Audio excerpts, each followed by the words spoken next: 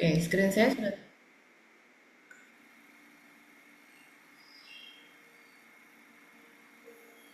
Baik. Sekarang kita akan berbicara mengenai em, biokimia digesti dan absorpsi.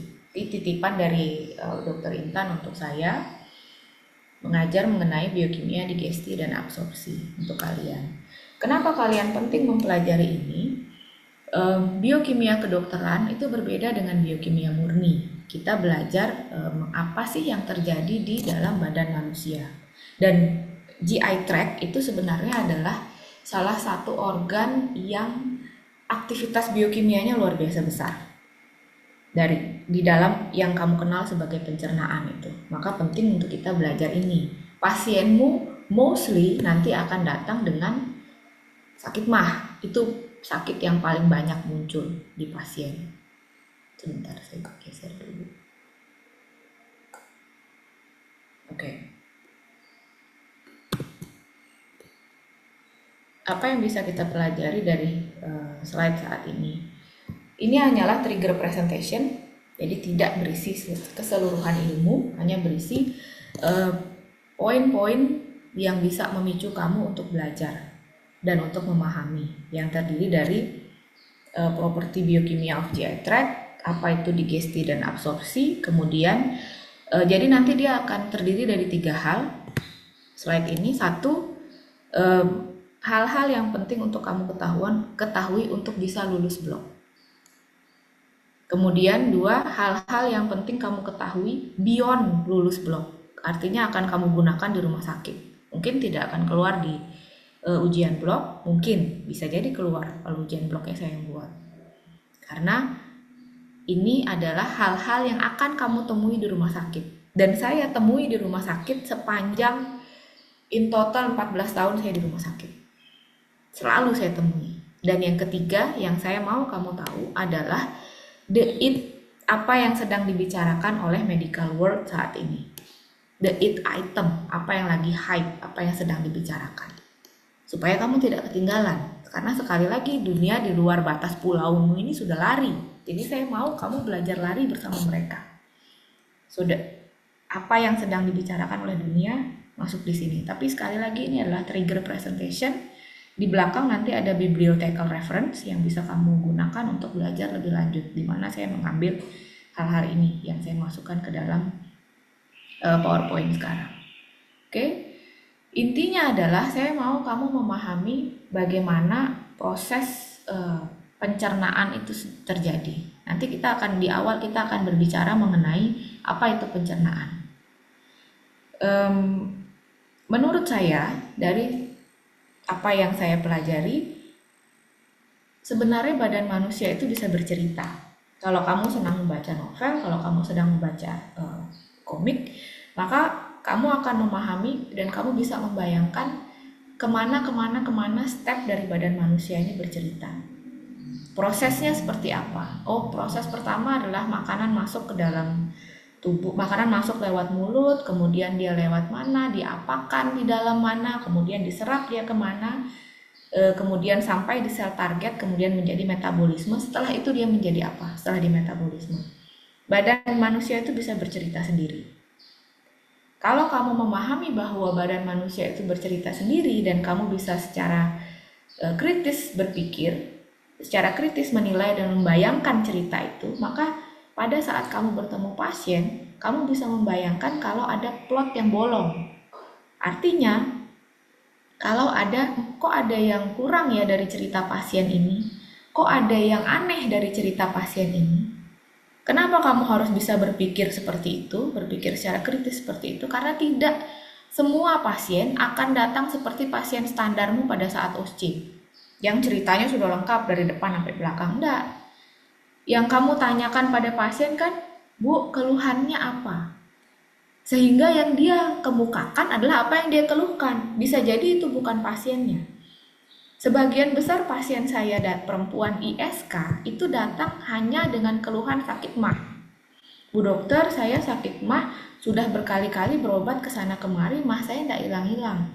Paling minum obat pada saat itu hilang, setelah itu tidak. Kenapa? Karena sebenarnya penyakitnya adalah ISK. MAH itu adalah gejala bawaan dari ISK-nya dia. Tapi dokter sebelumnya tidak mampu mendiagnosis akar masalahnya karena dia tidak paham bahwa ada plot yang bolong di dalam cerita badan manusia itu. Kalau kamu paham plot yang bolong, keluhan saya MAH, benar, karena yang dia keluhkan hanya MAH. Dia berusaha merasionalkan, oh kencing saya panas karena saya kurang minum. Oh, badan saya nyeri-nyeri, agak meriang-meriang, kayaknya saya kecapean. Jadi dia merasionalkan keluhan yang lain, keluhan MAH ini dia tidak bisa rasionalkan sehingga dia datang dengan keluhan itu. Sama dengan pasien penyakit serangan jantung, itu ada loh datang dengan MAH dan saya ketemu loh itu. Murni pure MAH, tapi dia adalah serangan jantung. Kalau tidak ketemu, dalam 30 menit sumbatannya total, pasien itu meninggal. Dia datangnya murni hanya dengan MAH saja.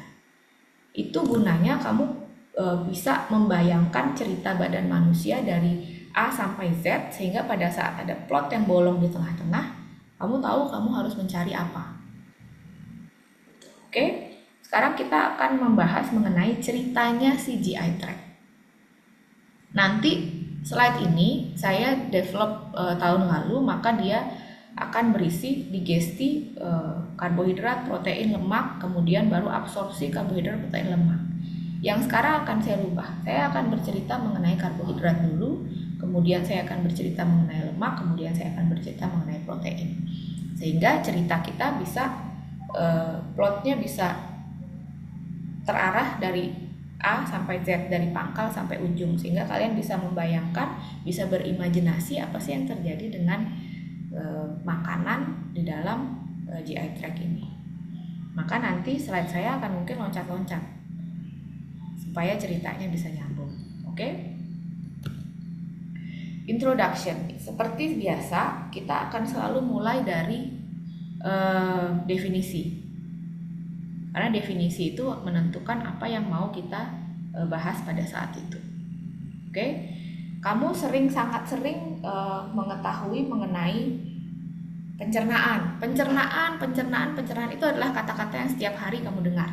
Mau di kedokteran, mau di iklan Yakult, mau di bahasa awam, pencernaan itu setiap hari kamu dengar. Tapi apakah kamu tahu definisi pencernaan sesuai kedokteran? Jadi kita punya definisi sendiri didasarkan pada at least Dorland Medical Dictionary. Mohon maaf, kita ini tidak belajar sastra, kita tidak belajar bahasa Indonesia, maka saya tidak menerima definisi menurut KBBI.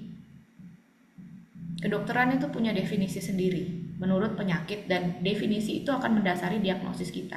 Sehingga definisi dari AI, definisi dari Google, definisi dari KBBI itu bisa jadi kurang tepat.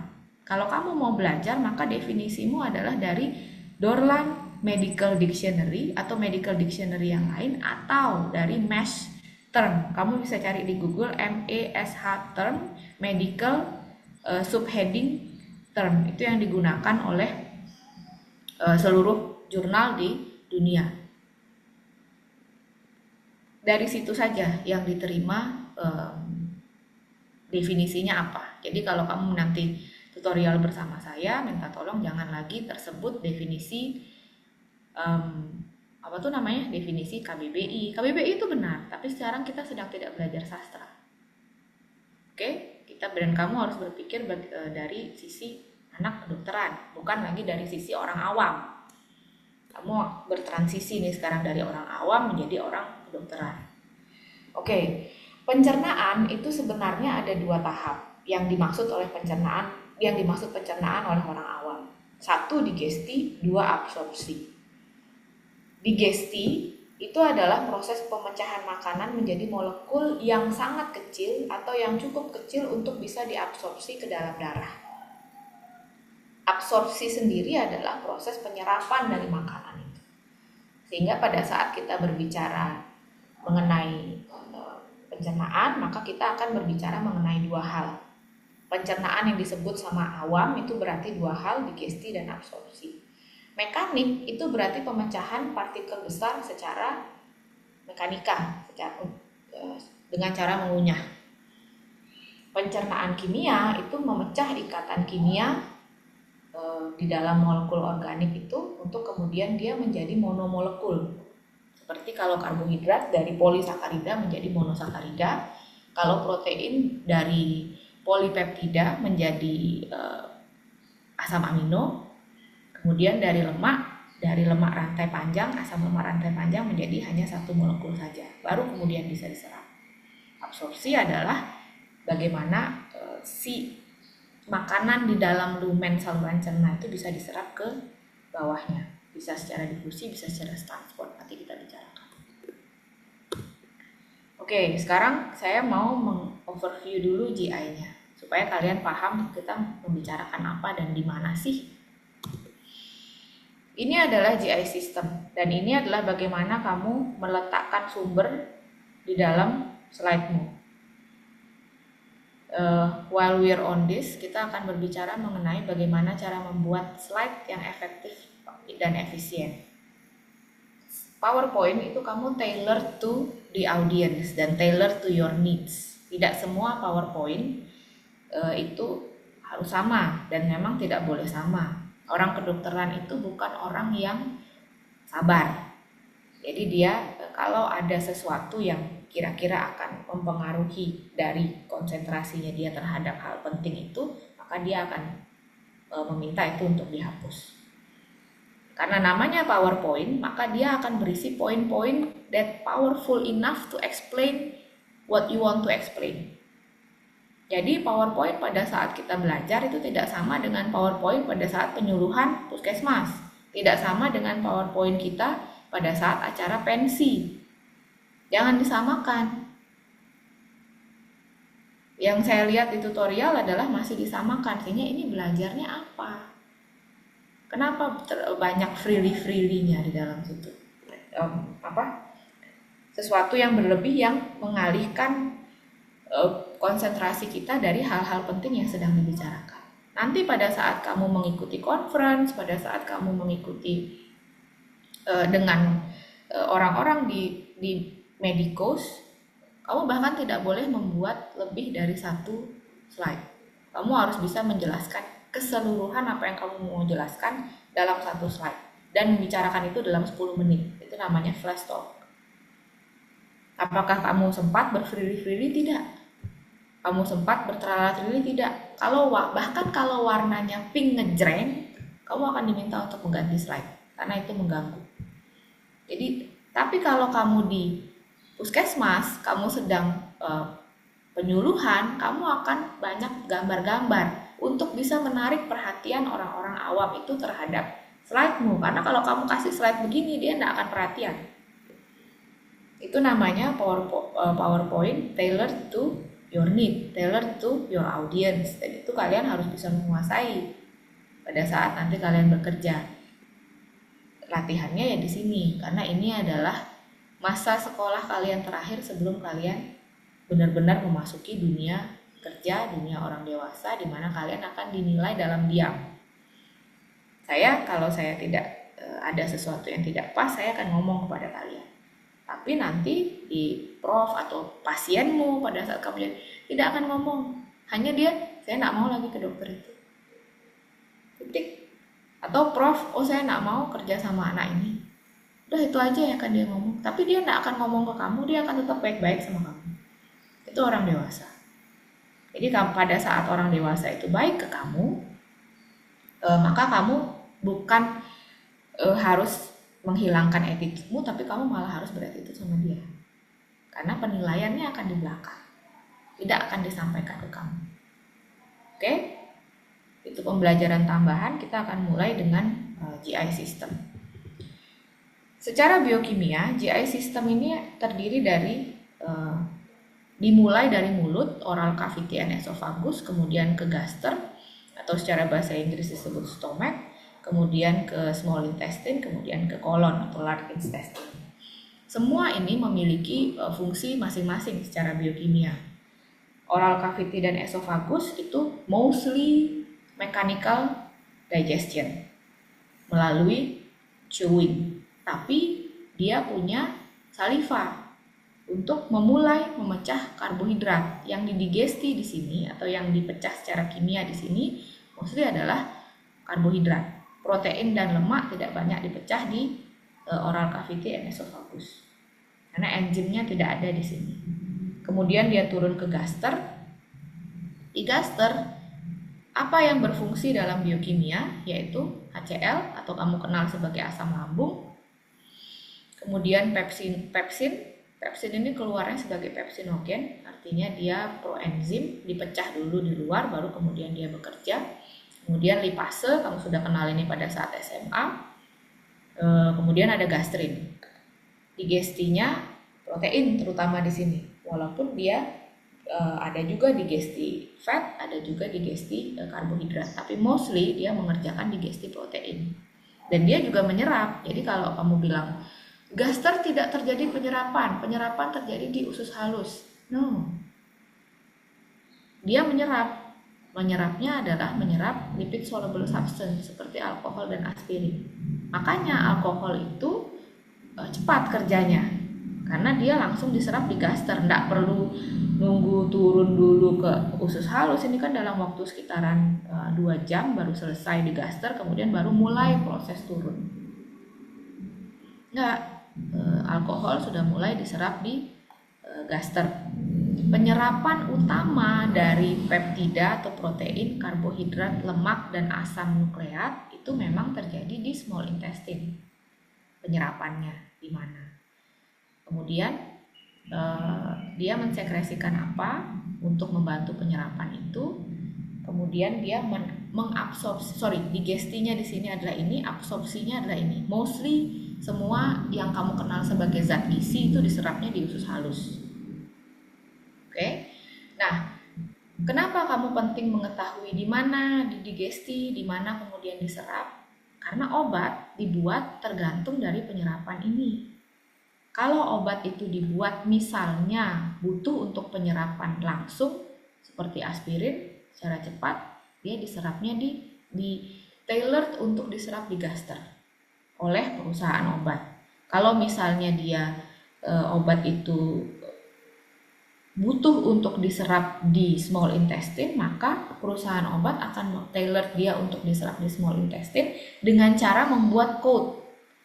Jadi kamu pernah lihat tablet yang kalau kamu pecah itu di luarnya ada coat, di dalamnya itu ada tabletnya.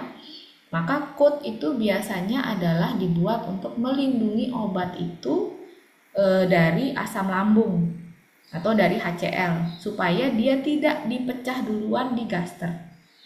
Karena butuh dipecahnya di usus halus, atau misalnya dia tidak mau, saya maunya obat ini bekerja di saluran cerna saja. Obat diare misalnya bekerja di saluran cerna saja, saya tidak mau obat ini diserap. Maka dia dibuat untuk oleh perusahaan untuk tidak diserap, hanya dia dipecah, didigesti saja, dan dia langsung bisa bekerja di saluran cerna itu. Itu gunanya kalian mengetahui di mana dia butuh diserap. Kalau misalnya kalian membutuhkan obat itu bekerja dalam keadaan sangat asam, maka kalian menyuruh pasien untuk minum obat itu sebelum makan. Kalau misalnya obat itu terganggu penyerapannya oleh keberadaan HCl atau keberadaan makanan, karena HCl itu keluar biasanya pada saat makan, maka kalian membuat obat itu untuk diserap pada saat sebelum makan. Contohnya besi itu penyerapannya turun 50% bersama makanan. Maka dia diminumnya sebelum makan dulu. Tapi yang jadi masalah adalah orang gak suka merasa besi asli. Itu bikin mual, terutama ibu-ibu hamil. Padahal ibu hamil sangat membutuhkan besi. Sehingga kemudian orang bioteknologi berpikir, orang farmakologi berpikir gimana nih caranya supaya kita bisa mengurangi baunya dan bisa nyaman untuk ibu hamil. Sehingga dia sekarang bikin coating.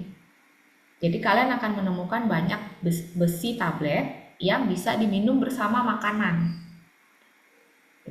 Penurunan pemahaman seperti ini akan membuat kalian memahami yang mana sih yang harus digabung, yang mana yang tidak. Tetrasiklin itu tidak bisa diserap pada saat ada lipid. Jadi kita tidak menggabungkan tetrasiklin bersama susu. Jadi pemahaman ini akan kamu bawa ke pada saat kamu praktek. Dibaca sendiri silahkan untuk lengkapnya. Oke, sekarang ada namanya enzim pencernaan. Enzim pencernaan itu ini yang namanya E dimulai dari salivary gland. Dia hanya punya lipas amilase saja sampai ke usus halus. Sini kalau kamu perhatikan sudah tidak ada lagi enzimnya. Hanya enzim itu digunakan untuk memecah. Jadi bukan untuk menyerap, tapi untuk digesti. Sampai sini saja digestinya, sampai di usus halus, sampai di ileum. Dari ileum itu hanya absorpsi saja, sampai ke kolon. Oke, untuk apa yang diserap, oleh apa fungsinya di mana si enzim, silahkan kamu baca sendiri. Baik, kita akan memulai dengan digesti. Seperti yang saya omong tadi, saya merubah ini dengan digesti dan pencernaan. Saya akan langsung ceritakan. Kita mulai dengan karbohidrat. Ini hanya reminder daripada saat kamu sekolah. Seperti yang saya bilang tadi, yang bisa diserap itu hanyalah monomolekul. Monomolekul itu ini pentosa, 5 carbon sugar dan 6 carbon sugar. Ini adalah monomolekul. Yang saya bilang dipecah oleh proses digesti ini. Ikatan antar molekulnya itu akan dipecah oleh enzim digesti untuk dibuat menjadi molekul yang lebih kecil-kecil sehingga bisa diserap. Intinya itu. Yang bisa diserap oleh usus manusia hanyalah 3 ini. Fruktosa, glukosa, dan galaktosa. Kalaupun ada ribosa dan deoksiribosa ini apa? 5 carbon sugar pentosa. Kalau kamu pernah mendengar RNA dan DNA, R-nya itu berasal dari ribosa, D-nya itu berasal dari deoksiribosa. Kalau kita makan kan otomatis akan selalu ada asam nukleat ini toh. Kita makan benda hidup kan, atau yang dulunya hidup. Ini juga diserap, ribosa dan deoksiribosa, dia diserap atau dia dirubah menjadi glukosa. Sehingga dia bisa diserap oleh rumen usus. Ini tidak bisa diserap, laktosa, maltosa, sukrosa tidak bisa diserap. Sehingga ada enzim yang bertugas memecah masing-masing ikatan kimia ini. Tidak satu enzim tidak bisa memecah semua jenis ikatan kimia. Dia ada khusus untuk memecah A, khusus untuk memecah B. Kalau kalian sering dengar laktosa ini adalah karbohidrat di dalam susu, kamu akan sering mendengar lactose intolerance. Orang Indonesia banyak banget yang lactose intolerance karena gen kita switch off pada saat kita dewasa. Artinya dia tidak lagi, si laktose ini tidak lagi diproduksi oleh gen kita, enzimnya kita tidak punya sehingga kita tidak bisa memecah laktosa di dalam susu. Jadilah orangnya diare, lactose intolerance. Karena tidak bisa dipecah sehingga tidak bisa menjadi monomolekul dan tidak bisa diserap. Intinya seperti itu. Tidak bisa diserap si susu, maka dia menjadi diare. Ini adalah contoh polisakarida. Kamu bisa lihat ikatannya itu bisa panjang banget. Ini starch in plant, ikatannya panjang banget dan harus dipecah. Jadi dia tidak bisa diserap.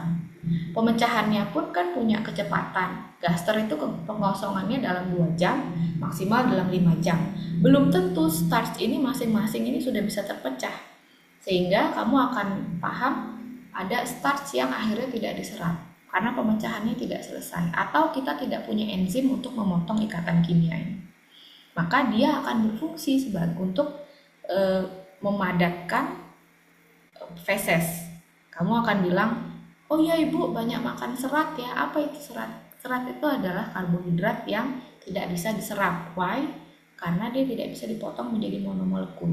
Banyak keterbatasan manusia berbeda dari makhluk yang lain, sehingga kita yang detailer atau yang kamu sering dengar itu namanya kita sudah mengalami evolusi menjadi seperti itu. Contohnya vitamin C. Manusia itu tidak bisa membentuk vitamin C at all badannya. Dulunya kita bisa, tapi gen kita berevolusi untuk tidak membentuk vitamin C secara internal, maka kita harus masuk vitamin C. Tapi kucing bisa, sehingga kucing tidak perlu vitamin C dari luar.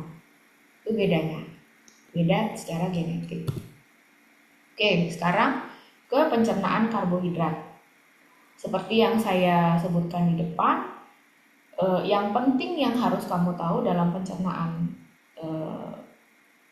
karbohidrat adalah fungsi dari saliva dan pankreas. Jadi sekarang jangan bilang air liur lagi ya, sebutannya saliva. Kemudian ada membran brush border khusus, kamu silakan di histologi seharusnya sudah ada. Kemudian metabolisme gula oleh bakteri kolon. Ini apa yang terjadi proses pencernaan makanan, enzim pentingnya adalah alfa amilase. Ini ada alfa amilase salivary, ada alfa amilase dari pankreas.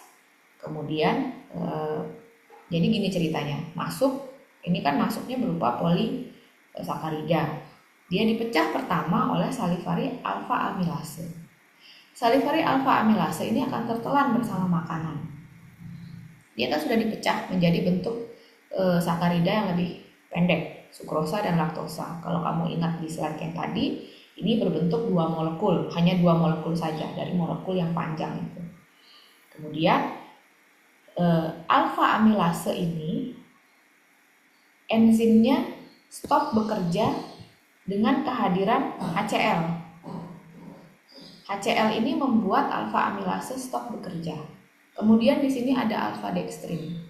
Alfa dextrin kemudian memecah kembali si double molekul karbohidrat tadi itu di lambung dalam 2-5 jam. Kalau karbohidrat yang kamu makan itu banyak atau rantainya panjang seperti starch tadi, dalam 2-5 jam ini belum tentu enzim itu bisa bekerja 100%. Maka akan masih ada double molekul atau polimolekul karbohidrat yang turun ke saluran ke usus halus. Maka badan atau Tuhan sudah membuat di usus halus ini juga bisa dipotong lagi oleh pankreas. Namanya alfa amilase pankreas keluar di usus halus. Alfa amilase pankreas ini kemudian memecah kembali yang tidak bisa dipecah oleh stomach atau oleh gaster, dipecahlah dia di usus halus. Di usus halus dipecah, kemudian sekaligus dia mulai diserap. Maka kamu harus ingat retensi usus halus itu berapa jam. Kita sebutnya sebagai retensi. Yang tadi saya sebut makanan itu diam di lambung selama 3-5 jam, kemudian turun, itu namanya retensi. Retensi usus halus berapa, retensi kolon berapa. Kenapa kamu penting mengingat retensi ini? Satu, slow release drug. Itu kamu harus mempertimbangkan retensinya berapa lama dia diserap, kemudian T setengah di tubuh itu berapa lama, sehingga kamu bisa tailor, obat ini minumnya per 12 jam aja, 2 kali sehari. Munculnya di resep hanya sebagai 2 kali 1, 3 kali 1, tapi ilmunya ya begini. Kamu tahu retensinya berapa, kamu tahu peredaran darah dia seberapa lama, kamu tahu glomerular filtration rate itu berapa, kamu tahu HEPAR itu kecepatan pencernaannya, kecepatan metabolisme obatnya berapa, apakah dia prodrug atau drug, maka kamu bisa tailor pasien ini butuh 2 kali sehari, pasien ini butuh 3 kali sehari, supaya obatnya bisa steady di dalam darah. Jadi obat itu tidak bisa sekali minum terus sembuh, enggak, tapi dia harus diminum selama beberapa hari untuk mulai memunculkan efek. Jadi dia harus steady di dalam darah. Steady di dalam darah artinya retensinya ini berapa lama kamu sudah perhitungkan.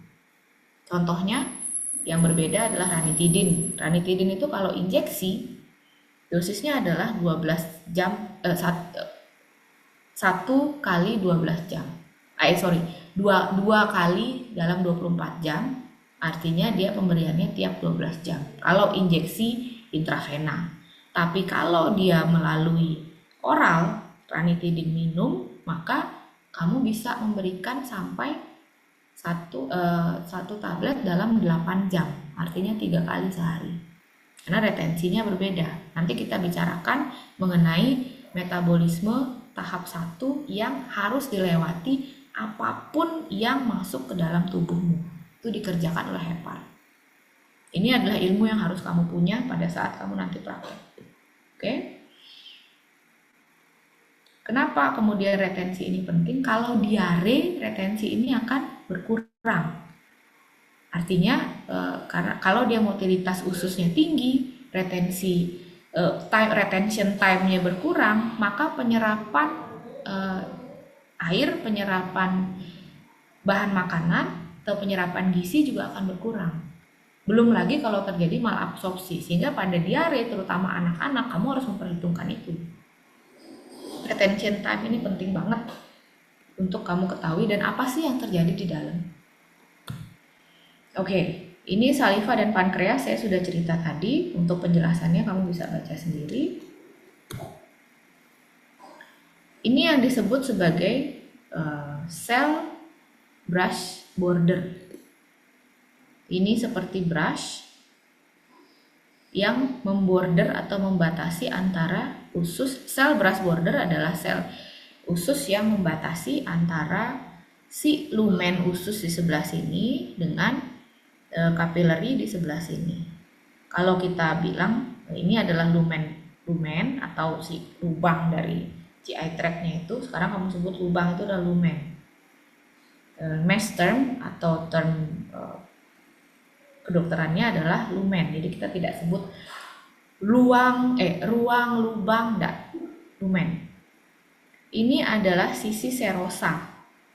Kalau saya sebut ya sebagai sisi serus, maka itu adalah sisi di lawan dari si lumen itu. Saya tidak akan sebut dia sebagai sisi dengan bahasa awam. Di lumen naik ke dalam brush border ini kan ini masing-masing sel yang di zoom di sini ini adalah sel satu, bukan sebesar ini enggak. Ini sel satu-satu ini, kamu bisa lihat nukleusnya. Itu di zoom menjadi seperti ini. Di bawahnya kalau kamu lihat adalah capillary bed. Di sini nanti lewat semua makananmu yang sudah diserap oleh si enterosit di lumen brush border ini atau sel brush border di lumen saluran cerna ini. Nanti penyerapannya kita akan ceritakan. Intinya adalah nutrien ini berjalan dari lumen sini, masuk melalui brush border, kemudian masuk dan lewat keluar dari sel itu masuk ke dalam kapiler. Apakah dia masuk secara ujuk-ujuk seperti ini? No, ada pintunya. Pintu khusus yang kalau tidak diketok oleh molekul yang tepat dia tidak akan terbuka. Intinya seperti itu. Kenapa kamu harus tahu sekarang? Karena obat sudah mulai di-tailored untuk menjadi kunci dari pintu-pintu yang spesifik. Nanti kamu akan dengar obat jantung itu adalah antagonis saya lupa agonis atau antagonis, artinya dia kerjanya menutup pintu SGLT2. Itu obat jantung yang sekarang ada, apalagi 7 tahun lagi pada saat kamu masuk ke dunia kerja. Obat sudah ke sini. Larinya sudah tidak lagi paracetamol adalah obat demam. No, bahkan kita tidak sebut itu sebagai paracetamol. Namanya acetaminophen kok. Nanti kita akan bicarakan acetaminophen di belakang. Kalau kamu nyebut paracetamol ke bule, they will not understand. Karena paracetamol itu merek zaman dulu dari Indonesia. Tapi nama bahan aktifnya adalah acetaminophen. Oke, sekarang saya akan mengenai absorpsi dari karbohidrat itu sendiri. Jadi apa ceritanya? Setelah dia dipecah menjadi molekul monomolekul, nih glukos monomolekul di dalam lumen usus halus, cerita selanjutnya kan dia harus diserap. Diserap kemudian dia akan dibawa ke ini sebenarnya extracellular fluid untuk nanti ditangkap sama sel epitel atau endotel dari si pembuluh darah atau dari capillary bed itu untuk kemudian dibawa di sirkulasi tubuh. Itu ceritanya. Kamu membayangkan tadi dia sudah diproduksi di pabrik. Jadi lumen ini anggap sebagai pabrik, dia glukosa ini sudah diproduksi, maka sekarang glukosa ini harus diangkut ke gudang. Kemudian dari gudang dia harus diangkut ke dalam truk distribusi. Ini jalan raya nih anggap, untuk diantarkan ke pintu-pintu konsumen. Konsumennya siapa? Konsumennya adalah sel yang akan menggunakan zat gizi itu. Nanti di sel konsumen juga harus si siapa namanya si yang mengantar itu juga harus ada pintu yang harus diketuk, dan si sel konsumen itu hanya akan membukakan pintu untuk molekul yang khusus yang cocok dengan pintu itu pada saat pintu itu. Kalau mau dia diketuk seberapa lama pun, kalau molekulnya tidak cocok dengan pintu itu, maka dia tidak akan terbuka. Sel itu zat gizi itu tidak akan masuk ke dalam sel itu. Apa ceritanya? Kemudian ceritanya beralih ke metabolisme. Metabolisme itu tidak terjadi di usus, metabolisme terjadi di sel target. Metabolisme terjadi di rumah konsumen. Metabolisme itu kasarnya anggapan barang ini sudah sampai di rumah konsumen, maka konsumen ini mau apakan? Mau dimasakkah barangnya? Mau dijadikan orak-arik kek? Mau dijadikan asam manis kek? Terserah konsumennya. Tapi itu di sel konsumen. Bagaimana ceritanya dia bisa sampai ke sel konsumen? Itu plotnya harus jelas dari A sampai Z. Kalau ada plot yang bolong, maka ilmumu masih bolong berarti. Itu cara kamu bisa berpikir kritis, ilmumu masih kurang atau tidak. Kalau orang yang tidak bisa berpikir plot bolong itu, maka dia akan merasa ilmunya itu sudah cukup. Dia akan berbangga dengan ilmunya. Kalau kamu pernah dengar orang-orang yang bangga dengan ilmu yang seperempat, berarti dia memang tidak akan bisa berilmu. Kalau kamu paham plotnya, keadaan manusia itu luar biasa kompleks, akan selalu ada plot bolong yang bisa kamu telusuri. Itu kalau kamu cukup kritis dalam mencari plot-plot yang bolong. Oke? Penyerapan karbohidrat di sel enterosit usus itu ada 2 tahap. 1, glukosa ini dibawa masuk ke dalam sel. 2, glukosa ini dibawa keluar dari sel ke ekstraselular fluid dan ujung-ujungnya ke dalam pembuluh darah. Jadi ada 2 cerita di sini. Cerita dia masuk, cerita dia keluar. Karena ini hanyalah transport untuk memindahkan dari lumen ke pembuluh darah. Pintunya berbeda. Kalau kamu lihat di sini dia bentuknya berbeda walaupun mirip. Dan ada yang namanya pompa NAK ATPase. Itu nanti kamu pelajari kalau kamu kuliah lanjut. Tapi pintunya ada 2. Kenapa kamu penting mengetahui pintu ini? Karena pintu ini yang sedang diutik-utik sama obat. Obat itu bisa untuk memblok pintu ini, bisa untuk memblok pintu ini, atau bisa untuk membuka pintu ini terus-terusan. Obat yang akan nanti kamu tetap resepkan pada saat kamu menjadi dokter. Ada transport yang kalau dia tergantung oleh hal-hal lain, artinya pintu ini ada kuncinya yang harus ada glukosa, ada kunci masuk, maka dia disebut sebagai transport tergantung Na. Kalaupun glukosa mau nempel di sini tapi Na-nya nggak nempel, maka dia tidak akan terbuka juga ini pintu. Tapi kalau di sini ada yang disebut sebagai transport pasif. Artinya dia tidak tergantung Na. Ya udah, glukosa ada nempel, pintunya terbuka, glukosa keluar. Tapi kalau dia tinggi natrium di dalam sel, maka kan sel ini akan membengkak. Karena natrium itu dia akan menyeret air. Membengkak, maka ada pompa di sini. Kayak kamu banjir, pompa ini mengeluarkan air dari rumahmu. Dia mengeluarkan natrium, otomatis juga mengeluarkan air sehingga sel tidak edema. Namanya adalah pompa natrium. Pompa natrium ini mengeluarkan natrium dan memasukkan kalium. Kamu penting tahu NAK ATPase pada saat kamu nanti mengurus pasien jantung. Kapan natrium dimasukkan? Kapan kalium dimasukkan? Kapan kalsium masuk pada saat kelistrikan jantung? Apa artinya pada EKG? Itu ini. Kamu bisa baca tentang jantung di Guyton. Kamu bisa baca tentang ini juga di Guyton.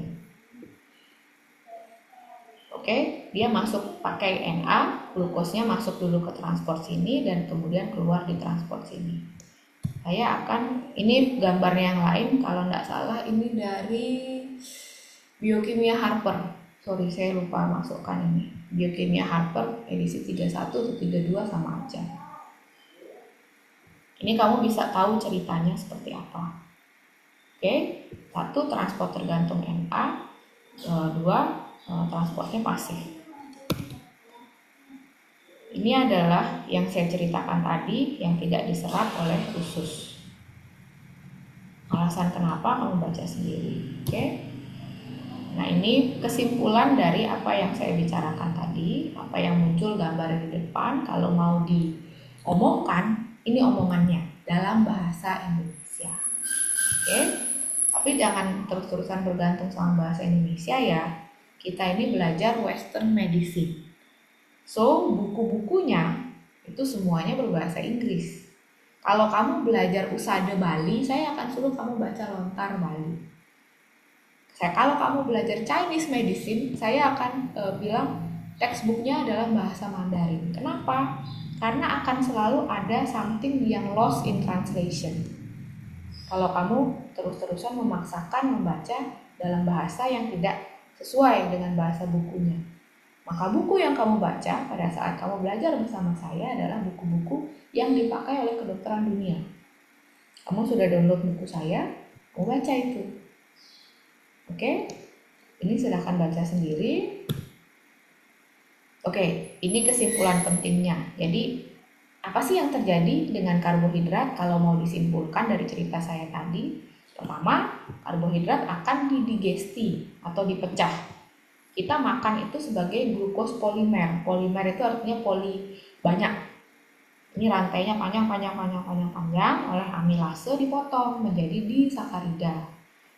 Jadi 2 molekul saja, di itu berarti 2. Maltosa, sukrosa, laktosa. Oleh maltase, ini enzimnya ya, khusus kan, jadi dia memotong hal yang khusus. Sukrase dan laktase, dia akan dipotong menjadi glukosa, menjadi 1 glukosa dan 1 fruktosa, atau 1 glukosa dan 1 galaktosa, yang disebut sebagai monosakarida.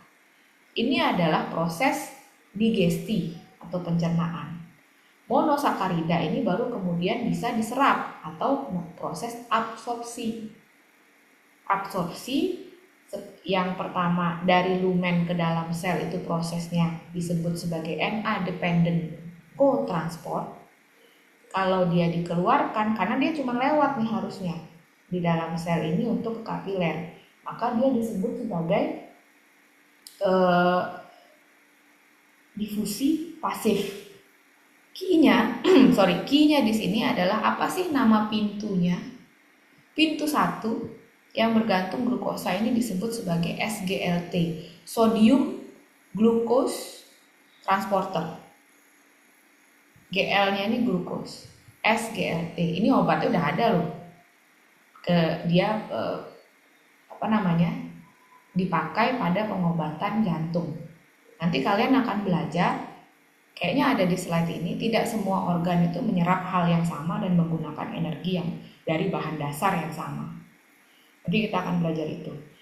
Ini adalah disebut sebagai GLUT2 dan GLUT5.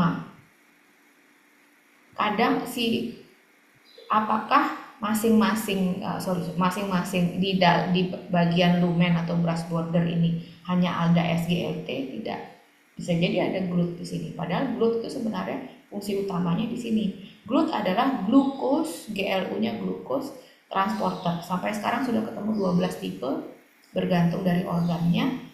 Ada GLUT 1 sampai GLUT 12. Walaupun tidak semua sudah dipetakan dengan baik. Yang dipetakan paling baik adalah GLUT 1 dan GLUT 2. GLUT 2 ini untuk melewatkan glukosa dari sel enterosit ke ke capillary bed. Jadi masuk selnya ini menggunakan SGLT bersama dengan natrium, kemudian natriumnya dipompa keluar lewat pompa NAK ATPase itu, kemudian si glukosanya sendiri keluar dengan GLUT 2 untuk masuk ke dalam capillary bed. Kita tidak dulu membicarakan transporter yang dari extracellular fluid ke dalam capillary bed, kita tidak bicarakan dulu transporternya, supaya ilmunya tidak terlalu banyak untuk di kepala. Oke, Ini yang saya ceritakan tadi, transporter glukosa, dia ada di mana. Jadi GLUT ini selain gunanya mengeluarkan dari lumen usus, di sel konsumen dia adalah pintu untuk memasukkan glukosa ke dalam rumah konsumennya, ke dalam sel konsumennya dia, sehingga dia ada di banyak organ. Nah ini GLUT 1 ada di mana, GLUT 2 sampai GLUT 5 yang sudah terpetakan dengan baik ada di mana, itu kalian bisa baca sendiri. GLUT 4 ada di mana. Jadi kalau misalnya kalian mau stop masukkan glukosa ke skeletal muscle atau adipose tissue misalnya, saya mau stop, maka obatnya dibuat untuk menutup GLUT 4. Jadi dia GLUT 4 tidak bisa terbuka. Jadi tidak masuk glukosa ini ke adipose tissue misalnya gitu. Yang sekarang ada itu adalah SGLT, mana ya SGLT sih nggak masukkan kayaknya. SGLT 1 dan SGLT 2 itu ada. Jadi jantung itu tidak, jantung itu hanya bisa memproduksi energi dari asam lemak. Dia tidak bisa memproduksi energi dari glukosa. Tapi dia bisa masukkan glukosa. Sehingga penimbunan glukosa di dalam sel jantung itu dianggap bisa menurut penelitian bisa membuat sel jantung itu bertambah rusak. Padahal dia sudah dalam keadaan lemah pada pasien-pasien penyakit jantung.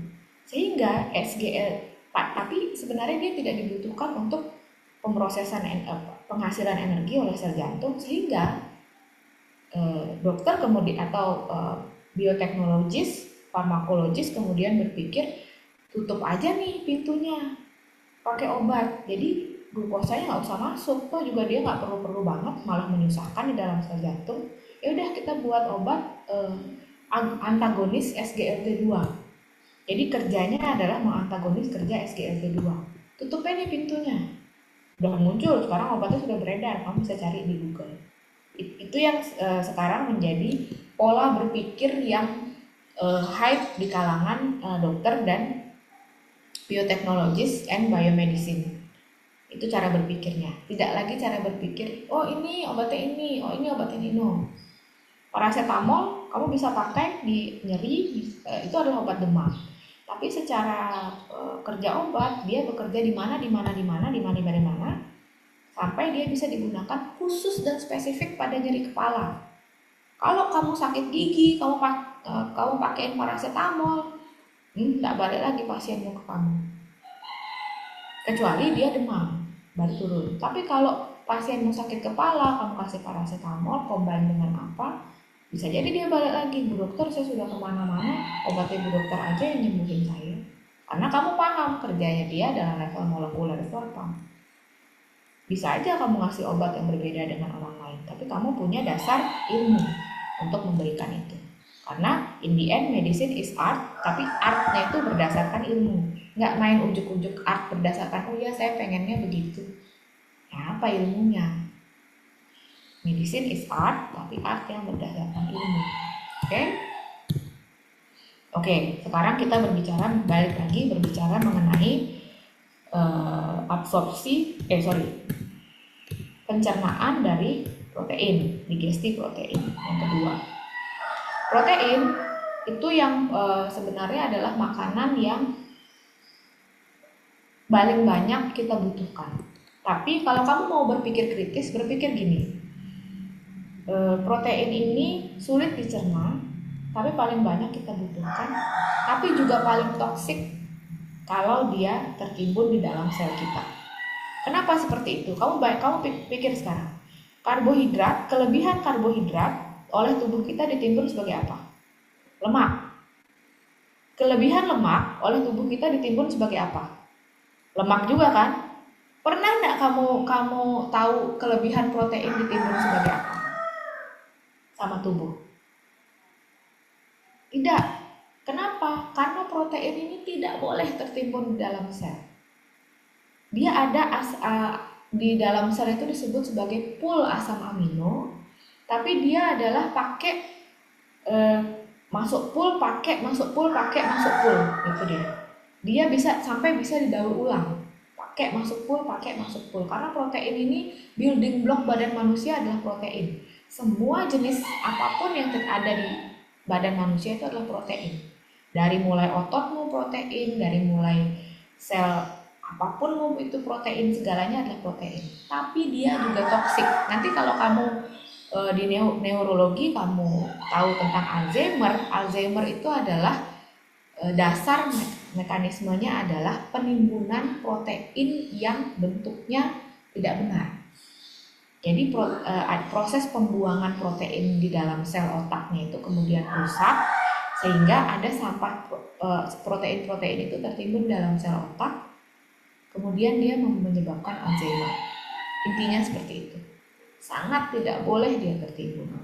Kalau timbunan karbohidrat, timbunan lemak, badan kita punya mekanisme untuk bagaimana menyimpan. Tapi timbunan protein tidak. Maka hati-hati kamu dan protein. Syukurnya adalah orang Indonesia itu kekurangan protein. Maka kamu dengar banyak-banyak makan protein. Kalau kamu mau bikin otot, protein tralala, protein trilili.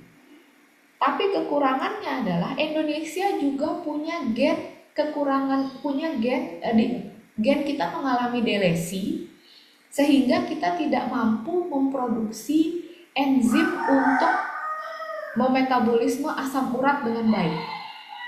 Makanya penyakitnya orang Indonesia adalah asam urat.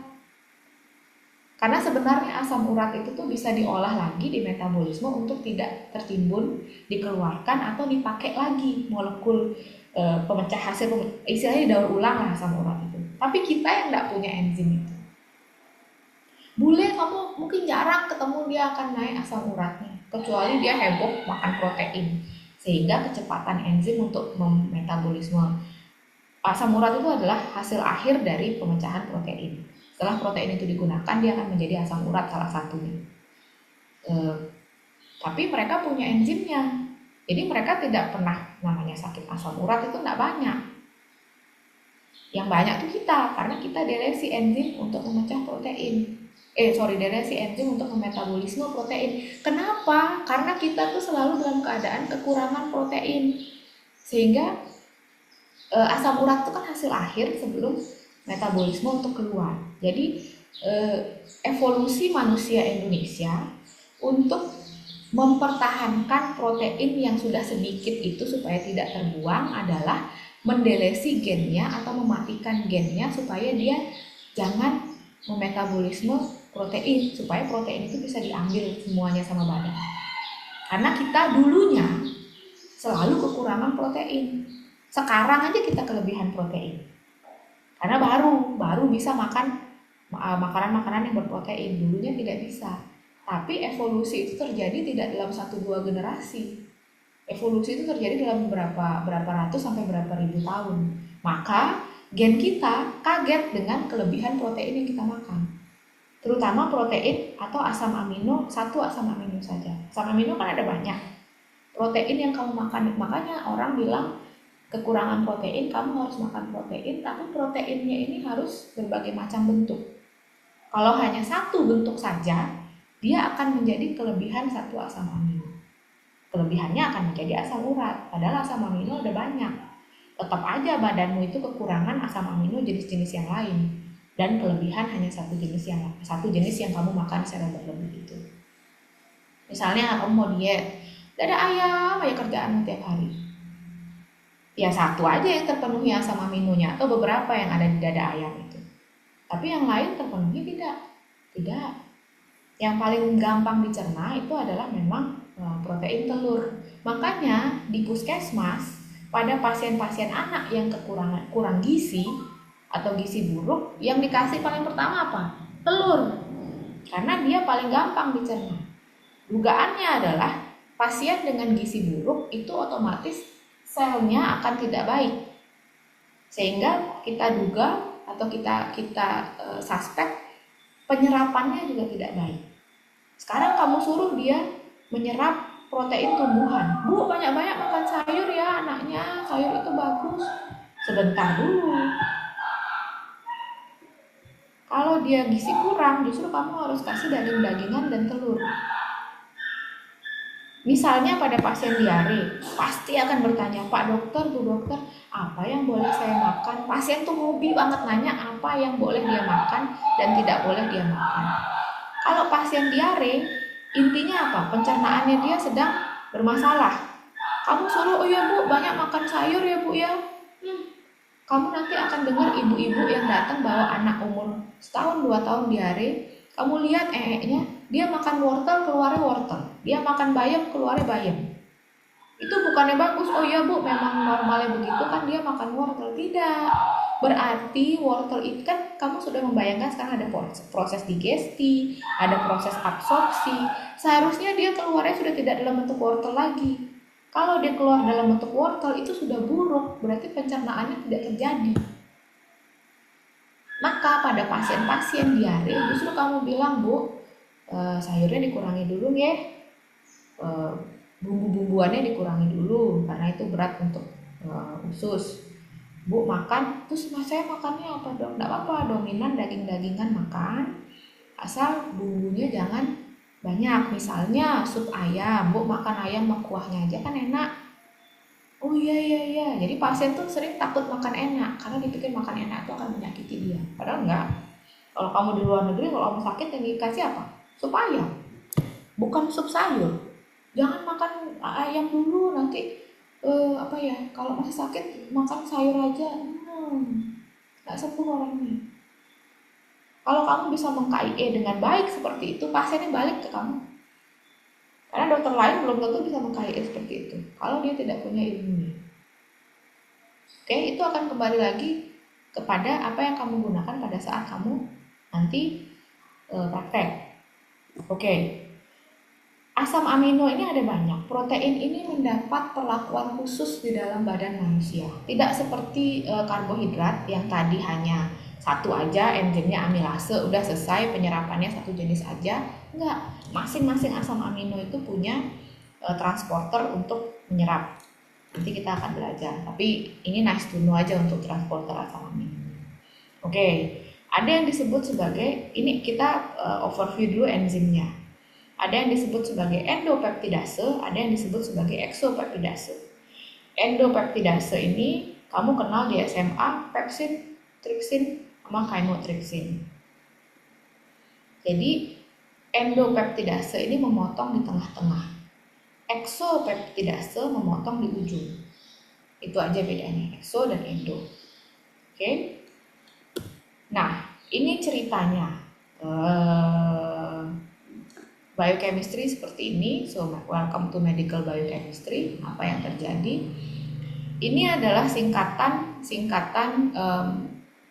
nomenklatur resmi dari nama-nama asam amino.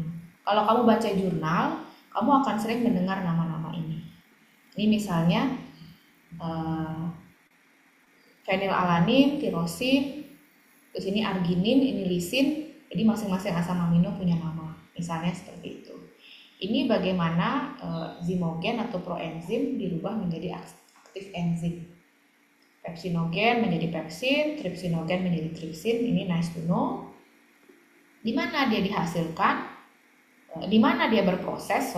Proses penyerapan tadi udah ada di depan, gaster, pankreas, dan intestinal. Apa yang ada di sana? Apa fungsinya? Ini kalian bisa baca di sini.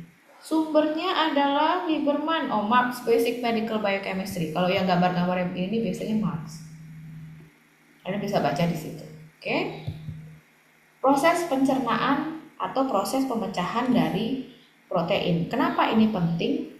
Karena kamu tahu nggak sumber alergi itu apa? Alergi disebabkan oleh protein yang tidak kegagalan pemecahan protein menjadi monomolekul, dan protein yang tidak monomolekul itu kemudian lolos ke dalam darah, itu yang menjadi alergi. Kenapa bisa seperti itu? Biasanya tight junction di sini, tight junction itu adalah penempelan antar sel. Kalau kita mau meminjam terminologi kawan-kawan muslim, harusnya dia kayak saf di masjid, nempel gitu kakinya. Nempel safnya, tidak boleh ada batas atau jarak di sini. Kalau ada batas atau jarak, maka di peptide atau peptida atau asam yang belum berbentuk asam amino ini bisa lolos di sini. Ini yang menjadi alergi. Lolosnya kenapa? 1, kurang gizi. 2, gizi pada saat kehamilan tidak baik sehingga anaknya lahir dengan tight junction yang tidak baik. Anaknya kelihatan normal. Karena ini kan dalam level seluler masalahnya. Anaknya kelihatan normal, tapi dikit-dikit alergi, dikit-dikit ini, dikit-dikit itu. Tight junction ini katanya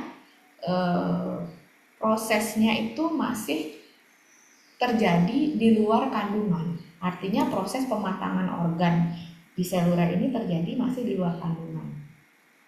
Sampai usia 6 bulan ini masih terjadi pematangan tight junctionnya. Sehingga diharapkan di usia kehamilan awal itu di usia setelah melahirkan di awal-awal itu gizi ibunya harus bagus. Supaya gizi anaknya bagus, supaya secara seluler semuanya normal dengan baik. Apakah anak ini ususnya nanti kelihatan tidak normal di USG, di CT scan? Enggak, normal kok. Cuman dia akan kelihatan sebagai alergi aja anaknya. Itu karena dia lolos proteinnya lewat sini. Protein kalau glukosa masih bisa disakarida, masih banyak leeway-nya, artinya masih banyak boleh ini, boleh itu, masih banyak maklumnya kalau glukosa dan lemak. Tapi protein no. Protein ini saklek banget, harus monopeptida yang masuk ke dalam sel. Harus, kalau dia gagal dipecah karena enzimnya yang kurang atau kerja enzim yang tidak baik, maka dia tidak bisa diserap. Jadi perhitungan protein pada saat nanti kalian di puskesmas, pada saat nanti kalian ini tuh tidak hanya menghitung protein yang saya kasih sudah segini sehingga kenaikan berat badannya akan segini, tidak. Apakah enzimnya bekerja dengan baik? Apakah beras bordernya bekerja dengan baik? Itu juga harus kamu pikir. Sehingga memperbaiki anak dengan gangguan nutrisi itu dia kompleks dan multifaktor. Tidak melulu dengan kurang nutrisi, kasih nutrisi. No. Karena prosesnya seperti ini. Yang kamu harus warning dan hati-hati. Oke? Intinya adalah dia dipecah menjadi asam amino. Untuk ceritanya kamu bisa baca di sini atau kamu bisa baca di fisiologi Saladin. Oke, sekarang kita cerita ke absorpsi lemak. Biochemistry GI tract ini very long story, tapi kita akan memendekkan karena untuk absorpsi protein tidak terlalu karena dia sangat kompleks. Jadi ini saya rasa sih nice to know. Kamu nice to know untuk kamu kickstart perjalanan atau journey belajarmu di kedokteran, karena nanti akan ketertarikannya akan beda-beda. Tidak semua dari angkatanmu itu akan tertarik ke misalnya ke klinis, atau tidak semua akan tertarik ke riset, tidak semua akan tertarik ke sini. Jadi ini untuk kickstart ketertarikan. Seperti yang saya ceritakan tadi, dia dipecah ini harus dalam bentuk asam amino. Dia bisa menyerap peptida rantai pendek, tapi tidak boleh sampai protein rantai panjang ini masuk ke dalam aliran darah dan selalu to the liver. Pertama, tidak pernah di aliran darah terus beredar ke seluruh tubuh. No, that's not the story of apapun yang masuk dari saluran cerna. Selalu story-nya adalah dia lewat ke liver dulu. Liver itu kayak polisi depan komplek atau satpam depan komplek. Kalau kamu mau keluar dari komplek itu dan beredar di jalan raya, kamu harus ngelewatin satpam itu dulu. Ini yang saya ceritakan. Ini yang saya bilang masing-masing asam amino itu memiliki transport system sendiri. Kamu tidak perlu tahu ini sumbernya dari bukan tidak perlu tahu, ini tidak harus tahu, nice to know. Sumbernya adalah dari jurnal. This is how you cite jurnal di bawah gambarmu. Jadi intinya adalah intestinal lumen, masuk asam aminonya lewat sini, NA dependent carrier juga. Kenapa harus NA dependent carrier? Supaya nggak main masuk aja nih, karena lumen enterosit ini juga kapasitasnya ada sendiri. Istilahnya truk itu juga punya kapasitas sendiri. Jangan main masuk ada. Walaupun misalnya barangnya di sini banyak, harus ada petugasnya dulu yang bukain pintu, baru dia bisa masuk. Itu ceritanya. Kalau keluar dari sini sih, keluar dari gudang ini ke dalam ini ya nggak masalah. Pintunya langsung terbuka kalau barangnya ada, ini pintu otomatis. Tapi dari sini yang barangnya banyak banget di sini setelah diproduksi, ya harus ada petugas yang bukain pintu supaya gudangnya tidak kewalahan. Itu ceritanya. Ini sama NaK ATPase. Kenapa dia disebut ATPase? Karena dia menukar keluar natrium dengan masukkan kalium dan bergantung pada ATP. Itu makanya dia namanya adalah NaK ATPase. Kalau kamu penasaran, semua nama itu dia ada artinya, supaya semua orang yang membaca di dalam bidang kedokteran itu, setelah membaca bisa membayangkan. Ini sama kayak anatomi juga gitu, kamu bisa membayangkan origin dan insertio dari otot itu berdasarkan namanya. Sama ini juga begini, karena kita berhubungan dengan banyak orang dan banyak orang harus memahami. Oke? Ya, ini ceritanya yang tadi. Membran apikal itu adalah membran yang ada brush bordernya. Istilahnya adalah membran apikal. Membran basolateral itu adalah membran basal dan lateral. Makanya namanya basolateral. Basal dari sel itu adalah ke extracellular fluid dan ke capillary bed. Dia disebut sebagai basolateral, basal dan lateral. Apikal ini berasal dari kata apex yang berarti atas, artinya adalah lumen intestinal, brush border. Ini adalah membran apikal. Apa yang terjadi? Ini nice to know aja. Oke, khusus untuk protein, dia ada transport ke dalam sel target. Jadi yang saya ceritakan tadi, ngapain sih setelah dia keluar dari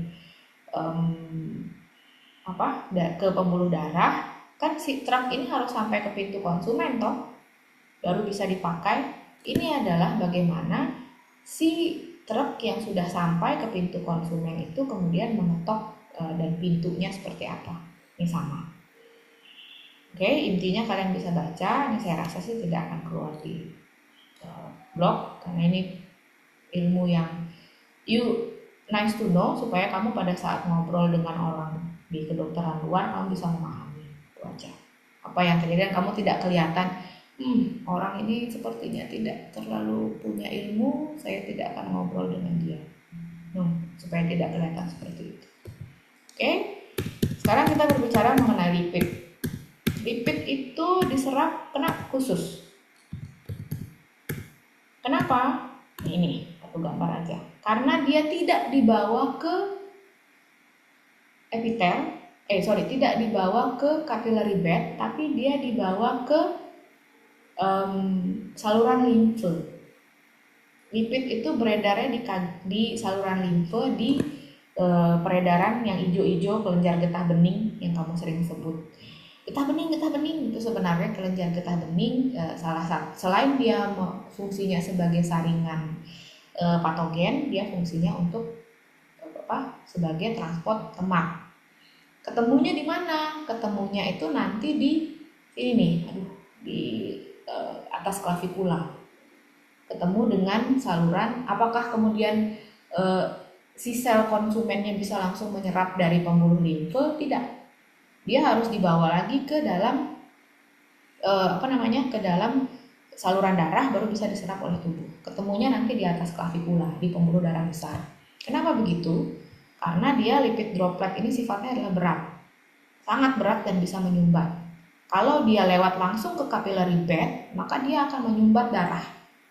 Maka orang itu akan langsung menjadi darahnya jadi tersumbat oleh lemak. Maka Tuhan menciptakan jalur yang lain untuk lemak, karena dia berat sendiri nih dan harus dilapisi oleh bile salt Jadi si droplet lipid ini dilapisi sama si garam empedu atau hasil dari empedu itu, atau yang kalian kenal sebagai empedu.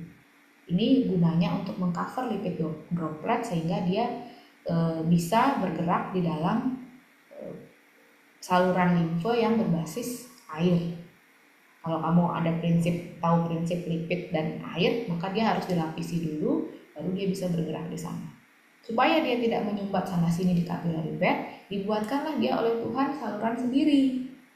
Dibuatkan sampai ketemunya itu di saluran pembuluh darah besar. Pembuluh darah besar tidak mungkin menyumbat, maka lipid dropletnya keluar dari sana. Itu cerita badannya.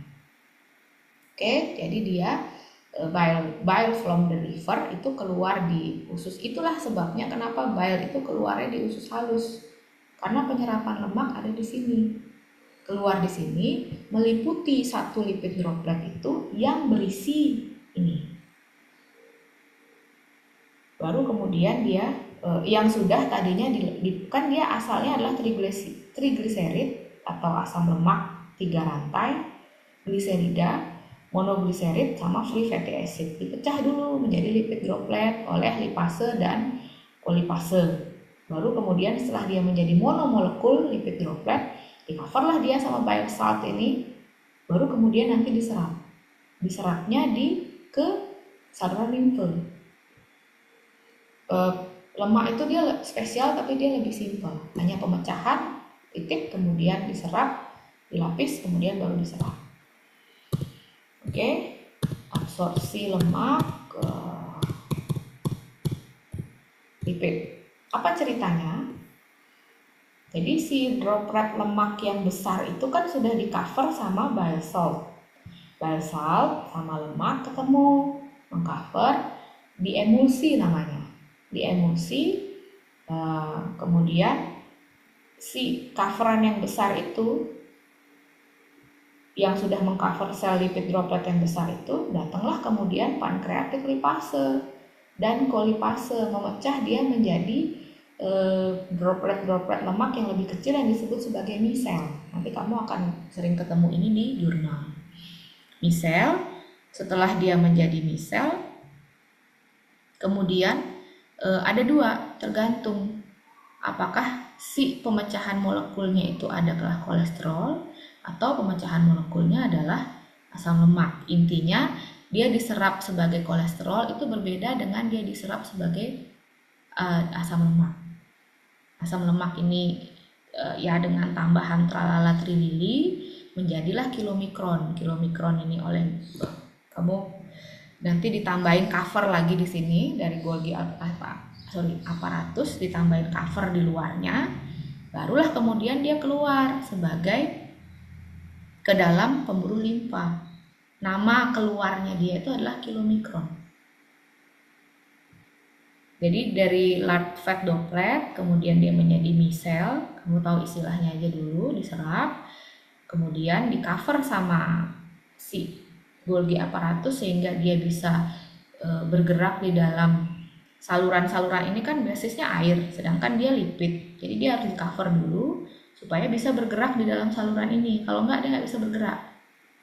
Di cover lipid droplet di dalam cover ini disebut sebagai kilomikron. Kilomikron ini baru kemudian masuk ke dalam pembuluh limfe. Cerita simpelnya seperti itu. Ini yang saya ceritakan tadi. Yang saya bilang ketemunya itu di sekitaran pembuluh darah besar di clavikula. Lewat kilomikronnya baru masuk ke darah. Intinya seperti itu. Oke. Absorpsi dan ini sudah selesai. Kita akan jalan ke absorpsi air.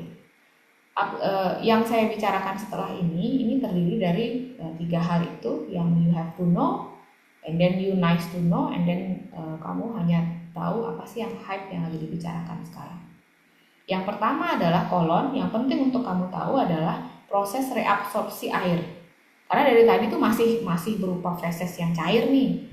Kalau reabsorpsi airnya gagal, maka dia akan menjadi diare berat. Kenapa? Ini yang direabsorb, total input air kita itu kan sebenarnya adalah 9.000 ml. Di dalam tubuh kita per hari ini bisa 9.000 ml. Tapi dia direabsorpsi oleh kolon itu sebesar 1.300. Maka kita tidak kehilangan air dalam jumlah itu, sehingga dalam sehari kita tidak perlu minum sampai 9 liter. Karena dia akan dikembalikan ke sirkulasi sejumlah 8.800. Ini kalau basal metabolic rate ya, artinya tidak keringetan, tidak apa, basal, benar-benar kamu berbaring aja gitu, maka dikembalikan seperti ini. Kalau fungsi kolonnya baik. Kalau dia diare, maka yang paling dikeraskan adalah loss cairan ini. Kenapa seperti itu? Ini yang penting yang harus kamu tahu. Jadi jangan kamu bilang sama pasien, ya bu minum 9 liter. Tidak, 6 liter itu adalah dosis letal air. Air juga punya dosis membunuh. Jadi tidak sembarangan kamu bawa galon kemana-mana. No. Sesuatu yang berlebih itu sama buruknya dengan sesuatu yang kekurangan. Oke, balance in stool sehingga yang kita buang itu hanya 200 ml per hari. Ini kalau basal metabolik ya, yang di stool saja. Ini belum dari keringat, belum dari apa. Sehingga biasanya yang kita ganti adalah ingested saja. 2000 itu. Ini adalah prosesnya. Sama proses masuknya bagaimana, proses keluarnya bagaimana, ini nice to know. Yang you have to know adalah yang berasal dari fisiologinya saja. Ini kan biomolekuler. Kamu tidak perlu tahu prosesnya. Intinya adalah medical fisiologi, kamu harus tahu segini, dan kamu harus tahu pada saat air itu keluar, maka dia keluar bersamaan dengan natrium. Natrium dan air itu adalah pasangan. Dia akan selalu jalan bersama-sama. Sehingga pada saat pasien diare, kamu cek natriumnya, kaliumnya. Diare hiponatremi itu bisa berbahaya. Maka kamu harus selalu mengecek natrium. Maka penting untuk kamu untuk mengetahui pergerakan elektrolit bersama air di sini. Itu aja. Oke, ini adalah kemudian nice to know apa yang lagi dibicarakan, apa yang lagi hype di dunia kedokteran sekarang. Kamu paham microbiome itu bisa memperbaiki mood, microbiome itu bisa ini. Di mana sih microbiome ini? Di kolon. Apa sih fungsinya? Jadi saya ceritakan tadi belum sesuai dengan retention time, belum tentu semua gizimu itu sudah bisa dipecah dan diserap dengan baik. Kalau ada gizi yang terlewat dan belum diserap, maka fungsinya bakteri usus untuk memecah dia lagi supaya dia bisa diserap lagi oleh kolon. Bakteri usus ini sendiri itu ada sampai sekarang, dan in development itu ada 700 spesies dalam usus kita. Yang fungsinya, inti fungsinya adalah seperti ini. Tapi dia sekarang melebar bahwa si bakteri ini sendiri bisa disebut memproduksi 5-HT atau memproduksi serotonin sendiri. Serotonin itu kalau kamu orang menggunakan bahasa awam, mereka sebutnya sebagai hormon bahagia. Sehingga dinding bakterinya bisa memproduksi 5-HT. Dan ini juga membantu otak untuk memproduksi serotonin. Sehingga keberadaan bakteri mikrobiom atau mikrobiota kolon yang baik itu bisa membuat keadaan mentalitas orangnya juga baik. Sekarang seperti itu. So this is the item yang sedang dibicarakan. It's nice to know apa yang terjadi. Kamu kalau penasaran silahkan baca. Oke, fermentasi protein atau putrefaksi, saya mau saya mau bold di sini adalah ini. Penumpukan poliamin hasil putrefaksi atau hasil pemecahan protein oleh bakteri usus itu terlibat dalam proses karsinogenesis. Kenapa saya bilang gitu? Kamu terutama yang laki-laki yang mau membentuk otot, hati-hati minum bla bla bla protein, karena kalau dia berlebih dalam 1 hari, lewat di kolon, dipecah tidak mampu diserap semuanya oleh usus halusmu, maka dia akan menjadi poliamin dan malah menjadi karsinogen untuk kamu. Untuk yang laki-laki mau membentuk otot. Itu yang saya mau garis besar dari sini. Oke, jadi kamu sebagai dokter, ilmu TikTok, ilmu Instagram itu banyak saringannya. Jangan itu yang kamu ikutin. Akan selalu ada, tidak semua hal itu selalu bermata dua, bisa baik dan bisa buruk. Dan segala sesuatu yang berlebih sama buruknya sama, segala sesuatu yang kekurangan. Basicnya itu. Oke. Sekarang ini memang bukan saluran cerna, tapi dia adalah organ yang penting di dalam pencernaan. Yang terutama penting adalah bile salt. Nanti mungkin kamu dapat kuliah xenobiotik ya kalau nggak salah. Bile salt sudah saya ceritakan tadi. Nah ini adalah fungsi liver. makanan dari saluran cerna itu tidak pernah lolos langsung ke putaran badan manusia. Selalu dia lewatnya adalah hepatic portal vein. Ini kayak jalan utama komplek. Liver ini kayak satpam komplek. Kamu mau masuk ke komplek ya harus lewat liver, kamu mau keluar dari komplek juga harus lewat liver. Ini fungsinya dari liver itu, intinya seperti itu. Maka dia akan kamu tahu akan ada mekanisme fase 1 dan fase 2. Kenapa ini penting? Liver adalah organ paling penting bukan kedua lagi, mungkin sama pentingnya sama otak. Karena fungsinya dia adalah menyaring apapun yang buruk untuk tubuhmu dari lingkungan. Makanan yang buruk untuk kamu tersaring, obat itu tersaring, alkohol itu tersaring. Maka kamu baik-baik sama livermu. Cintai ususmu iya, cintai livermu iya. Karena itu penting. Nanti kita bicarakan apa efeknya alkohol. Ini adalah metabolisme xenobiotik. Kamu bisa tahu xenobiotik apa itu di sini. Intinya adalah kita menggunakan ini, terutama yang harus kamu tahu adalah pada saat metabolisme obat. Ada yang namanya prodrug, ada yang namanya drug. Jadi prodrug itu metabolisme fase 1-nya akan menghasilkan obat. Hati-hati, jadi metabolisme fase 1 itu ada yang menghasilkan metabolit yang lebih aktif daripada obat aslinya, ada yang menghasilkan metabolit yang tidak aktif daripada obat aslinya. Kalau dia menghasilkan metabolik yang lebih aktif, maka obat itu akan bisa bekerja dalam jangka yang sangat panjang. Inilah kenapa di semua buku farmakologi yang kamu baca, dosis obat disesuaikan pada pasien-pasien yang sakit, yang mengalami gangguan hepat.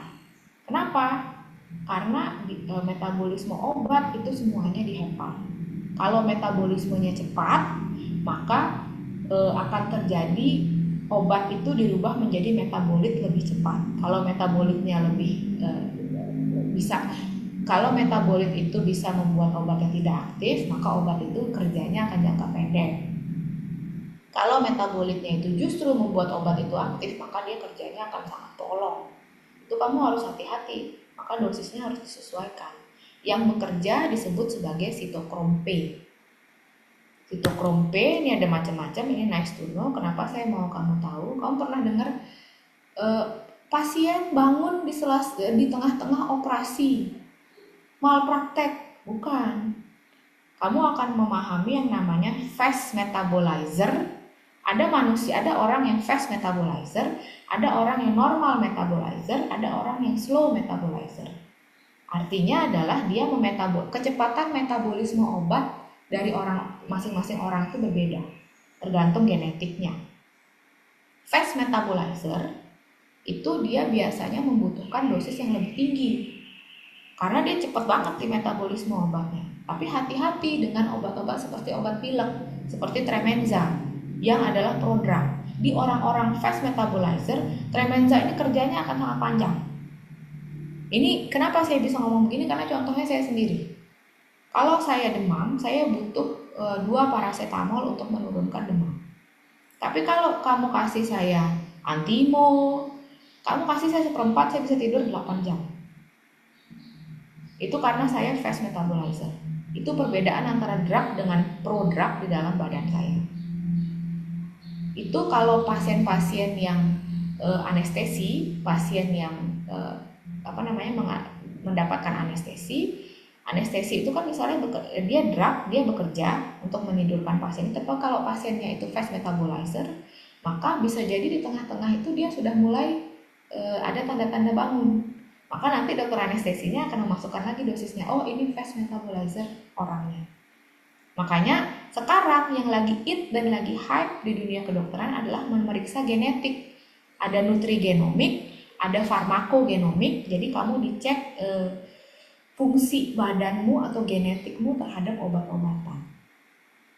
Itu ada petanya. Jadi kamu punya peta badan sendiri, itu dikasih buku tebal banget. Kamu punya peta badanmu terhadap nutrisi bagaimana, badanmu terhadap obat bagaimana.